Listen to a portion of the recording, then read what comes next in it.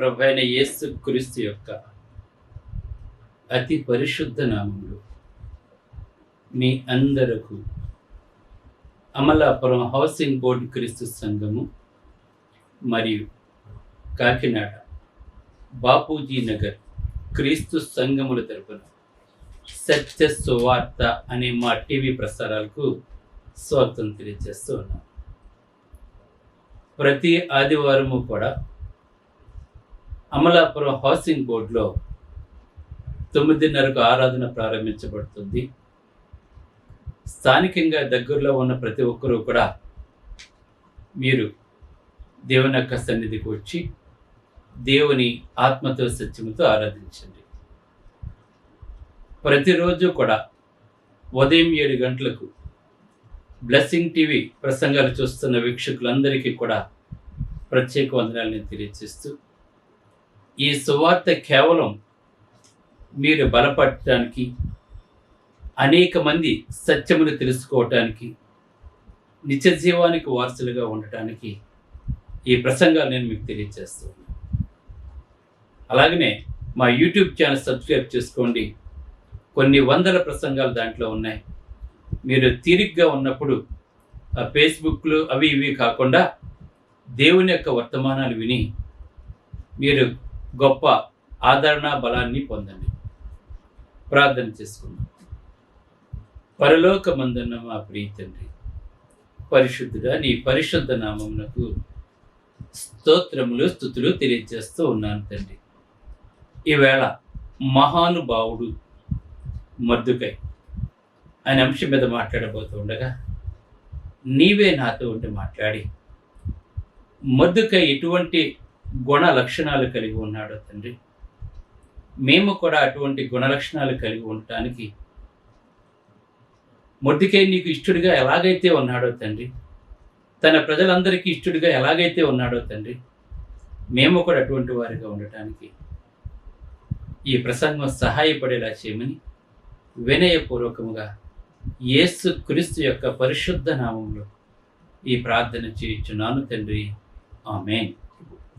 ధ్యానాంశం ఏంటంటే మహానుభావుడు మొర్దెకై. మహానుభావులు లేదా మహానుభావుడు అనే టైటిల్ ఎందుకు పెట్టాను అంటే, కొంతమంది మాత్రమే మనుషుల్లో మహానుభావులు ఉంటారు. అందరూ కూడా మహానుభావులు కాదు. అసలు ఎవరు మహానుభావులు అంటే, మనస్సును జయించిన వారే మహానుభావులు. అంటే మానవ మనస్సులను జయించిన వారే మహానుభావులు. ఒక మాటలో చెప్పాలంటే, అంటే ప్రజలకు ఇష్టమైనటువంటి వాడు, ఇంకా ప్రజలకు ఎల్లప్పుడూ కూడా మేలు చేసేటటువంటి వాడు, ప్రజల కొరకు ఆలోచించేవాడు, ఎప్పుడూ కూడా మేలు చేసేటటువంటి వాడండి. తన స్వార్థాన్ని చూసుకునేవాడు కాదు. అందరూ నా వాళ్ళే, నేను చేయగలిగిన సహాయం నా వాళ్ళందరికీ నేను చేయాలి అని ఏ వ్యక్తి అయితే అనుకుంటాడో ఆ వ్యక్తుల్ని మనం మహానుభావులు అని చెప్పి అంటూ ఉంటున్నాం. అలాగనే ఇంకా మహానుభావుల యొక్క లక్షణాలు కనుక మనం చూసినట్లయితే, ఇవాళ కోపతాపాలకు గురికారండి వాళ్ళు. మహానుభావులు అన్నటువంటి వాళ్ళు చీటికి మాటికి కోపడండి. అందుకే కోపతాపాలు గురవరండి. ఆచితూచి మాట్లాడతారు. ప్రతి మాట కూడా దేవుడు మాట్లాడినట్లుగా ఉంటుందండి. అంటే ప్రతి మాటలో ఎదుటివాడి క్షేమాన్ని కోరుకుంటాడు. చాలామంది చీటికి మాటికి కోపడిపోతుంటారు. కోపం మనిషిని భయంకరమైన స్థితికి తీసుకుని వెళ్ళిపోతుందండి. కయీను కోపపడి తన తమ్ముడిని చంపేసి, తన తమ్ముడిని చంపే వరకు కూడా అతని కోపం తగ్గలేదు. అందుకే కోపం క్రైస్తవులకు మంచిది కాదు. చీటికి మాటికి మనం కోపడకూడదండి. మనం కోపగించుట ద్వారా మనల్ని మర్చిపోయి మన వ్యక్తిత్వాన్ని పూర్తిగా పోగొట్టేసుకుంటాం కోపడ్డప్పుడు మనం. కానీ మహానుభావులు అన్నటువంటి వారు ఎప్పుడూ కూడా కోపతాపాలకు గురికారండి. ఎదుటి వ్యక్తి ఎంత దూషించినా కూడా కోపతాపాలకు గురికారు. ఇంకా పాప శాపాలకు దూరంగా ఉంటారండి వాడు. పాపానికి దూరంగా ఉంటారండి. పాపం జోలికి వెళ్ళరండి వాడు. పాపం చేయరండి వాడు. ఇవన్నీ కూడా గుణలక్షణాలు. ఇవి కూడా మనలో ఉన్నాయో లేదో మనం చూసుకోవాలి. ప్రసంగం వింటున్నప్పుడు నేను ఇలా ఉన్నానా, ఒకవేళ ఇలా ఉంటే ఇలా ఉండకూడదు. దైవలేఖనం మనకి ఏమైతే బోధిస్తుందో ఆ ప్రకారంగానే నేను జీవించాలి. అంటే వాక్యము నీకు మార్గదర్శిగా ఉండాలి. నిన్ను సరైన వ్యక్తిత్వంలో నడిపించాలి వాక్యం అంటే. అది గనక కోపతాపాలకు గురికాడు, పాపశాపాలకు దూరంగా ఉంటాడు, ఎవరిని శపించడు, ఎవరిని కూడా ఎక్కువగా పల్లెత్తు మాట మాట్లాడండి. అతను తన పని తను చేసుకుంటూ పోతూ ఉంటాడు. స్వార్థానికి, ద్వేషానికి, అసూయకి దూరంగా ఉంటాడు. మన స్వార్థపరులు మనం. అందుకే తిమోతి రాస్తున్నాడు, మనుషులు స్వార్థపరులు, బెంకములాడువారు, ద్వేషకులు ఇలా మాట్లాడుతూ ఉంటారు. ఇప్పుడు మనుషులందరూ కూడా స్వార్థపరులు. ఎదుటివాడి క్షేమాన్ని కోరినటువంటి వాళ్ళండి. తన బాగును మాత్రమే కోరుకునేటటువంటి వారండి. అందుకే స్వార్థానికి కానీ, ద్వేషానికి కానీ, అసూయకి కానీ, కామ క్రోధ మదమత్సరాలకు దూరంగా ఉన్నటువంటి వాళ్ళే మహానుభావులుగా పిలువబడుతుంటారు. ఇది మహానుభావులకు లక్షణాలు. ఈవేళ ఇటువంటి లక్షణాలు ఉన్న వ్యక్తుల్ని కనుక మనం వెతికినట్లయితే కోటికి ఒకరు కనపడతారు. ఉంటే ఇటువంటి లక్షణాలు మనకు త్వరగా గుర్తొచ్చే వ్యక్తులు ఎవరంటే మనకు తెలిసిన వాళ్ళు మదర్ తెరెసా గుర్తుకొస్తూ ఉంటుంది. ఆమె చేసిన సేవలు కానీ, ఆమె నడవడికి కానీ. అదేవిధంగా అబ్దుల్ కలాంను కూడా మనం ఈ లోక సంబంధంగా కనుక మనం చూసినట్లయితే అతను చాలా సింపుల్గా జీవించేవాడు. అతని గురించి ఎవరైనా సరే మంచిగానే మాట్లాడతారు తప్ప చెడుగా ఎవరు కూడా మాట్లాడరండి. ఇలా కొంతమంది ఉంటారు మనకి. అంటే వ్యక్తుల్లో చెప్తున్నాను నేను. బైబిల్ ప్రకారంగా చూస్తే అనేక మంది వ్యక్తులు ఉన్నా కూడా ఈవేళ నేను ఎవరి గురించి అయితే చెప్తున్నానో ఆయన గురించి మాత్రమే నేను మాట్లాడుతూ ఉంటాను. ఈవేళ మొర్దెకై గురించి నేను చెప్తున్నాను. ఎస్తేరు గ్రంథము 10వ అధ్యాయం 3వ వచనం చూసినట్లయితే ఇక్కడ మొర్దెకై గురించి కొన్ని వచనాలు దేవుడు తెలియజేస్తున్నాడు. ఏమిటంటే యూదుడైన మొర్దెకై యూదుడండి. అతను అంటే ఇశ్రాయేలీల 12 గోత్రాల్లో యోధా గోత్రం ఒకటి. ఆ యోధా గోత్రానికి చెందినటువంటి వాడండి మొర్దెకై. యూదుడైన మొర్దెకై రాజైన అహష్వేరోషుకు ప్రధానమంత్రిగా ఉన్నాడండి. అతను రాజైన అహష్వేరోషుకు ప్రధానమంత్రిగా ఉండి తన వారందరితో కూడా, గమనించండి ఇక్కడ, అంటే తన వారందరితో కూడా సమాధానముగా మాట్లాడుచునుందండి. ఇక్కడ ఈ మనుషుల్లో ఇప్పుడు వీళ్ళ కొరవడింది ఏదైనా ఉంది అంటే సమాధానం. ఈవేళ సమాధానంగా ఉండట్లేదండి. చాలా కుటుంబాలు కానీ, వ్యక్తుల్లో కానీ, స్నేహితుల మధ్యన కానీ, కుటుంబాల మధ్య కానీ, సంఘాల మధ్య కానీ, ఇరుగు పొరుగు వారి మధ్య కానీ సమాధానం ఉండట్లేదండి. కానీ దైవగ్రంథం సమాధానపరచువారు ధన్యులు, వారు దేవుని కుమారులు అనబడతారని చెప్పి దైవలేఖనం తెలియజేస్తారు. యేసుప్రభువు చెప్తున్నారు మనకి. సమాధానంగా ఎవరైతే జీవిస్తారో వారు, మత్తయి 5:9 సమాధానపరచువారు ధన్యులు, వారు దేవుని కుమారులు అనబడతారండి. ఈవేళ మొర్దెకై ఈవేళ మహానుభావుడు ఎందుకు అయ్యాడు? అతని గురించి మనం ఎందుకు మాట్లాడుతున్నాం? మనం సమాధానముగా మాట్లాడేవాడు తన వారందరితో కూడా. అందుకే సమాధానపరచువారు ధన్యులు, వారు దేవుని కుమారులు అనబడతారని చెప్పి దైవలేఖనం మనకు తెలియజేస్తుంది. నువ్వు దేవుని కుమారుడుగా ఉండాలి అనుకుంటే నువ్వు అందరితోటి సమాధానం కలిగి ఉండు. నీ సమాధానం కనుక కలిగి ఉండకపోతే నువ్వు ఎప్పటికీ దేవుని కుమారుడు కాదు. ఇవాళ మేము అందరూ బైబిల్ పట్టుకున్నాం, మేము క్రైస్తవులు, మేము విశ్వాసులు, మేము ఉపవాసం ఉంటున్నాం, అది చేస్తున్నాం, ఇది చేస్తున్నాం, ఇవి కాదండి. నువ్వు గనక అందరితోటి సమాధానంగా గనక నువ్వు జీవించకపోయినట్లయితే నువ్వు ఎప్పటికీ కూడా దేవుని యొక్క కుమారుడు కాదని దైవలేఖన అనుసారంగా చూస్తే కనుక సమాధానాన్ని కలిగి ఉండాలి మనం ఫస్ట్. యేసుప్రభు చెప్పాడు, నువ్వు దేవుని కుమారుడుగా ఉండాలని కూడా సమాధానం కలిగి నువ్వు సమాధానం లేకపోతే నువ్వు దేవుని కుమారుడు కాదు, అంటే దేవుని పరలోకానికి నువ్వు వారసుడు కాదని. కొన్ని లక్షణాలు మనకు ఉండాలి. మనకి క్రైస్తవుడు అన్న వాడికి కొన్ని లక్షణాలు ఉండాలి. ఇవాళ చాలా మందిలో సమాధానం ఉండట్లేదు, చాలా గృహాల్లో సమాధానం ఉండట్లేదు. సమాధానం లేకపోతే విడిపోతారు మనుషులు, గుంపులు చెదిరిపోతూ ఉంటాయి. అందుకే మనుషుల మధ్య సమాధానం ఉండాలి. ప్రభు అయిన యేసుక్రీస్తు వారు ఆయన అలాగే ఉన్నారండి. ఆయన సమాధానకర్త ప్రభు అయిన యేసుక్రీస్తు వారు.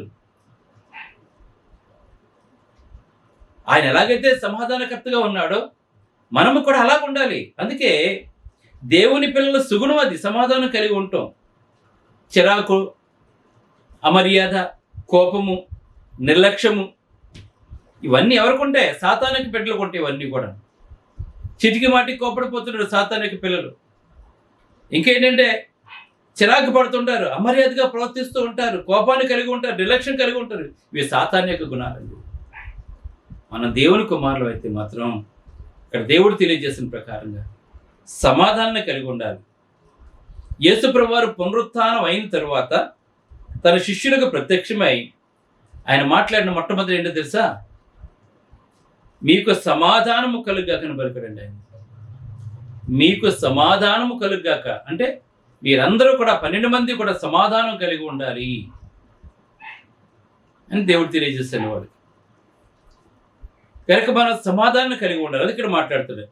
యూదుడైన ముద్దుకై రాజైన అశ్వారేషుకు ప్రధానమంత్రిగా ఉండి తన వారందరితో సమాధానముగా మాట్లాడేవాడండి అతను. మనకు సమాధానం ఉండాలని ఫస్ట్. ఇంకా కీర్తన గ్రంథం 34:11 చూసినట్లయితే కీడు చేయటం మాని మేలు చేయమని చెప్తున్నాడు. కీడు చేయటం మాని సమాధానంగా ఉన్న వాళ్ళు ఎప్పుడు ఎవరికి కీడు చేయలేడు. వారు కీడు చేయటం మాని మేలు చేయము, సమాధానమును వెతికి దానిని వెంటాడమంటాడు కీర్తనకారుడు. సమాధానాన్ని వెతికి దానిని వెంటాడండి. అది మనం కీడు చేయటం మానేయాలి. అంటే సమాధానంగా ఉండేటటువంటి వాడు కీడు చేయుడు. ఇది మనం తెలుసుకోవాలి మనం. కానీ మొర్దెకై అందరితోటి సమాధానముగా మాట్లాడేవాడండి. ఇంకా చూసినట్లయితే యెషయా గ్రంథము 52వ అధ్యాయం 7వ వచనం చూసినట్లయితే సువార్తను ప్రకటించుచు ఇక్కడ మాట్లాడుతున్నాడండి. యెషయా గ్రంథము 52వ అధ్యాయము 7వ వచనం కనుక మనం చూసినట్లయితే సువార్త ప్రకటించుచు సమాధానము చాటించుచు. ఇవాళ మీకు సమాధానాన్ని చాటిస్తున్నాం మేము. సువార్త ప్రకటిస్తున్నాం, సమాధానాన్ని చాటిస్తున్నాం ఇవాళ మీకు. అందుకే సువార్తను ప్రకటించుచు సమాధానమును చాటించుచు సువర్తమానం ప్రకటించుచు రక్షణ సమాచారం ప్రచురించేవాని పాదములు. రక్షణ సువార్తను ఎవరైతే ప్రకటిస్తున్నారో, ఎవరెవరు గృహాలకు వెళ్తున్నారో, ఏ ప్రాంతాలకైతే వెళ్తున్నారో, నీ దేవుడు ఏలుచున్నాడని సియోనుతో చెప్పుచున్న వాని పాదములు పర్వతముల మీద ఎంతో సుందరమైనవండి. గమనించండి. సువార్తను ప్రకటించుచు సమాధానమును చాటించే వారి పాదాలు ఎంతో సుందరమైనవని మాట్లాడుతున్నాడు. అందుకే మీరు ఏ ఇంటికన్నా వెళ్ళినప్పుడు మీకు సమాధానము కలుగాకని చెప్పమని చెప్పాడు ప్రభువైన యేసుక్రీస్తు వారిని. సువార్త ప్రకటించడానికి మీరు ఏదైనా ఒక గ్రామంలోకి వెళ్ళినప్పుడు ఆ గ్రామంలో ఎవరు యోగ్యులో ముందు ఎంచుకోండి. ఆ ఇంటికి వెళ్ళండి, మీకు సమాధానము కలుగాకని చెప్పండి. ఆ ఇల్లు యోగ్యమైనదైతే సమాధానం వెంటనే మీకు వస్తుంది, మిమ్మల్ని ఆహ్వానిస్తారు. అది మంచిది కాకపోతే బయటకు వచ్చేయమని చెప్పాడు యేసుప్రభువు. అందుకే సువార్తను ప్రకటించు సమాధానము చాటేవారి పాదములు ఎంతో సుందరమైనవని చెప్పి, ఎందుకంటే వాళ్ళకి గొడవలు పడరు. కొంతమంది కీడు చేస్తుంటారండి. కీడు చేటి పాదాలు చాలా చోట్ల ఉంటుంటాయండి. ఇక్కడ మాట అక్కడ, అక్కడ మాట ఇక్కడ చెప్తూ ఉంటారండి. అటువంటి వాళ్ళ పాదాలు సుందరమైనవి కదా. వాళ్ళు గొడవలు పెడుతుంటారండి. నీ గురించి ఎలా చెప్పాడు, నీ గురించి ఎలా చెప్పాడు, నీ గురించి ఎలా మాట్లాడాడు అని చెప్పి చూడండి, వాళ్ళకి జగడాలు పుట్టిస్తుంటారు. అటువంటి వారంటే దేవునికి హేయం అండి. వాళ్ళకి కంపను కూల్చేస్తారండి. వాళ్ళు సంఘాలను నాశనం చేసేస్తారు, కాపురాలను కూల్చేస్తాడు వాడు. కానీ మొర్దెకై అటువంటి వాడు కాదండి. తెలియచేస్తున్నాడండి అక్కడ. అందుకే లోకాసు వార్త 2వ అధ్యాయం 14వ వచనం కనుక మనం చూసినట్లయితే, యేసు ప్రభువు దగ్గరికి దేవదూతలు వచ్చి ఏమని పాడుతున్నారు తెలుసా? సర్వోన్నతమైన స్థలముల్లో దేవునికి మహిమయు, ఆయనకి ఇష్టలైన మనుషులకు భూమి మీద సమాధానము కలుగును కాక మాట్లాడతాం. స్తోత్ర ప్రతిగానములు చేస్తున్నాడు వాడు యేసు ప్రభు చింతనలో. ఆకాశం నుండి దేవదూతలు దిగి సర్వోన్నతమైన స్థలముల్లో దేవునికి మహిమయు, ఆయనకి ఇష్టలైన వారికి భూమి మీద సమాధానం. నువ్వు దేవునికి ఇష్టడుగా ఉన్నావంటే సమాధానం కలిగి ఉంటే, ఇవాళ చాలా మంది సమాధానం కలిగి ఉండలేదు. గొడవలు, కొట్లాట్లు, ద్వేషాలు, అసూయలు, పగలతో నిండిపోతున్నారండి. ఈవేళ ఎంతమంది సమాధానం కలిగి ఉంటారు? ఎవరు సమాధానం కలిగి ఉంటారంటే, ఆయనకి ఇష్టలైన వారికి భూమి మీద సమాధానం చెప్పి దేవదూతలు మాట్లాడుతున్నారు. నువ్వు యేసు ప్రభువుకి ఇష్టడు అయినట్లయితే నువ్వు ఎప్పుడూ సమాధానం కలిగి ఉంటావు. నీ కుటుంబం సమాధానం కలిగి ఉంటుంది. ఎప్పుడు గొడవలో కొట్లాట్లతో ఉన్నట్లయితే, స్వార్థం, దేశం, అసూయలతో ఎందుకు జీవితం మన జీవితం? కానీ మొర్దెకై మహానుభావుడు ఎందుకు అయ్యాడు అంటే, ఆయన అందరితో సమాధానముగా మాట్లాడుచు తన జనుల యొక్క క్షేమమును విచారించుచు తన ప్రజలందరి గురించి విచారించేవాడండి. ఎవరికి ఏమైనా ఇబ్బంది కలిగిందా? ఎవరైనా బాధలో ఉన్నాడా? ఎవడైనా సమస్యల్లో ఉన్నాడా? ఎవడైనా దుఃఖంలో ఉన్నాడా? ఎవడైనా ఆర్థికంగా నలిగిపోతున్నాడా? ఇవన్నీ కూడా చూసారా, అందరి క్షేమాల్ని విచారించేవాడండి. అందుకే మహానుభావుడు అండి. నాయకుడు అన్నవాడు ఎప్పుడూ కూడా అందరి క్షేమాన్ని విచారించడం. ఒకటి క్షేమాన్ని కాదండి, ఏదో ఒక వర్గమో ఒక జాతి క్షేమం గురించి కాదండి, అందరి క్షేమాన్ని యోచించాలండి నాయకుడైతే. కానీ ఇతను ఎక్కడున్నాడు? అహష్వేరోషుకు ప్రధానమంత్రిగా ఉన్నాడండి. ఇతను ప్రైమ్ మినిస్టర్ అండి. ఇతను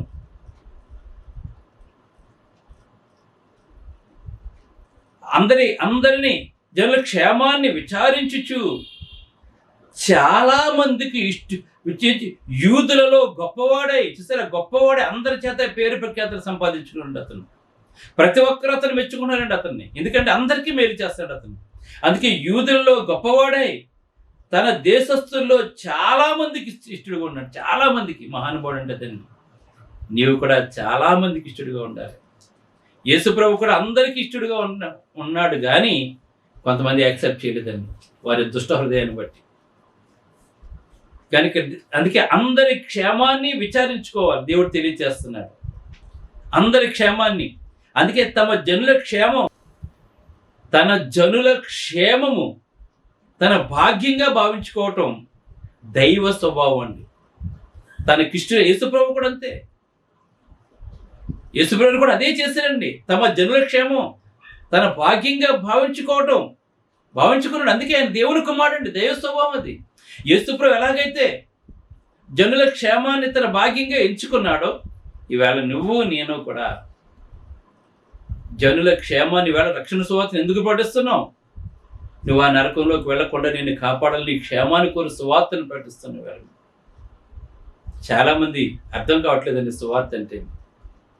ఈ ముస్లిం మతం, క్రైస్తవ మతం, అక్కడ ఎడారుల్లో అడుక్కునే వాళ్ళు, అక్కడ తిండి లేదు, పంట లేదు, అందుకని భారతదేశం మీద వచ్చి పడిపోయి ఈ భారతదేశంలో ఆక్రమించుకున్నారండి వాళ్ళు. క్రైస్తవ మతం ఇక్కడ వచ్చేసింది. ఇక్కడికి ఎడారిలో పుట్టిన మతాలు ఇవి, అలా ప్రారంభం నుంచి ఉన్నది మనదే సనాతన సంప్రదాయం చెప్పి మాట్లాడుతున్నారు. తెలియదండి వాళ్ళకి. క్రైస్తవ్యం అంటే అందరి క్షేమాన్ని కోరుకునేది, కేవలం కొందరి క్షేమాన్ని కోరుకునేది కాదండి. అందుకే ఆ స్వభావాన్ని మొర్దెకై సంపాదించుకున్నాడు, ఆ స్వభావాన్ని. అందుకే మత్తయి 9:36 చూసినట్లయితే, యేసు వారు అంటే తమ జనులు ఎలా అంటే యేసుప్రభు వచ్చిన తమ జనులు ఎలాగున్నారంటే, తన ప్రజలు ఎలాగున్నారంటే, కాపరి లేని గొర్రెల వలె విసిగి చెదరి ఉన్నందున వారి మీద కనికరపడ్డాడండి. తన జనులు ఎలా ఉన్నాడు యేసుప్రభు వచ్చినడికి? సరిగ్గా నడిపించేవాళ్ళు లేక వాళ్ళందరూ చెల్లా చెదురైపోయి విసిగి చెదిరిపోయారండి. వారందరి మీద కనికరపడ్డాడండి ప్రభు అయిన యేసుక్రీస్తు వారు. కనికరపడి ప్రయాసపడి భారం వచ్చిన సమస్త జనులారా నా యొద్దకు రండి, నేను మీకు విశ్రాంతి ఇస్తాను. నేను గొర్రెలకు మంచి కాపరి, నేను మీ అందరినీ చాలా జాగ్రత్తగా సంరక్షించుకుంటాను. నేను నా దొడ్డిలోకి రండి, పచ్చికల చోట్ల మిమ్మల్ని తీసుకుని వెళ్తాను, శాంతికరమైన జనం మీద నడిపిస్తాను, మీకు నేను కాపరిగా ఉంటాను అని జనులందరినీ కూడా పిలుస్తున్నాడండి ఆయన పిలుపుకి అనేక మంది లోబడ్డారండి వాళ్ళు. అలా ప్రభువైన యేసుక్రీస్తు వారు మానవాళి పాపం కొరకు దేవునితో సమానంగా ఉండకూడని భాగ్యాన్ని విడిచిపెట్టి దేవుని పోలిక పుట్టి దాసుని స్వరూపాన్ని ధరించుకుని తను రిక్తునిగా చేసుకుని మనందరి క్షేమం కోరుకున్నాడు. చూసారా, తన ప్రజలందరి క్షేమాన్ని ముద్దుకి ఎలాగైతే చూస్తాడో యేసుప్రభు కూడా ఈ ప్రపంచంలో పుట్టబోయేవారు అందరి పాపాల క్షమించడం కొరకు, అందరి క్షేమం కొరకు దేవుని పోలికగా పుట్టి దాసుని స్వరూపం ధరించుకుని రిక్తునిగా శిలువపై మృతి పొంది సమాధి చేయబడి మరలా తిరిగి లేచాడు మన పాపం కొరకు. మన ప్రభువైన యేసుక్రీస్తు అందరి క్షేమాన్ని కోరుకున్నాడండి. అందుకే యేసుక్రీస్తు అందరికీ ప్రభు, కేవలం అమెరికన్స్ భారతీయులకు తప్ప మిగిలిన ప్రభు కాదు, అందరికీ ప్రభు అండి. అందరినీ నిర్మించినటువంటి వాడండి ఆయన, అందరినీ సృజించినటువంటి వాడండి ఆయన లేకుండా ఏది కూడా కలగలేదండి. కనుక మొర్దెకై ఇష్టుడిగా ఉన్నాడు, అందరికీ క్షేమాన్ని చేశాడు, ఇష్టుడిగా ఉన్నాడు. అలాగనే ప్రియుడు, స్నేహితుడు, ఆ దేశస్తుల్లో చాలా మందికి ప్రియుడుగాను స్నేహితుడిగాను ఉన్నాడు అతను. అందుకే మనము కూడా అలాగే ఉండాలి.